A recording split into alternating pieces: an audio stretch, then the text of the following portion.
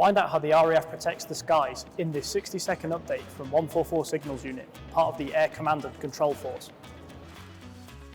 Thursday the 8th of May 2025 marks 80 years since VE Day, when the Second World War ended in Europe. The RAF has taken part in national celebrations, including a military procession and flypast over Buckingham Palace. The UK is grateful to the greatest generation for their courage in securing the freedom and prosperity that we continue to defend today.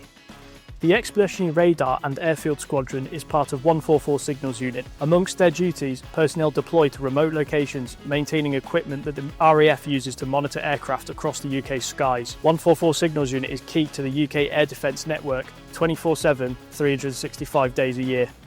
Sport is a huge part of RAF life. With 55 recognised sports associations, almost 90 disciplines, there's a sport for everyone. Recently, the RAF Rugby Union men and women's teams took on the Royal Navy at the Inter-Services Championships in Northampton. Congratulations to all involved, with the RAF women and Navy men's teams taking victory on the day. Finally, a shout out to everyone at Ascension Island Base, who provides essential support to the British Forces South Atlantic Islands and the Falkland Islands.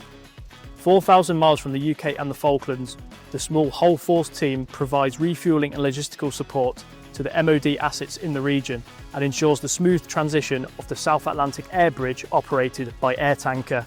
That's all for this week. Thank you for watching, and we'll see you next time.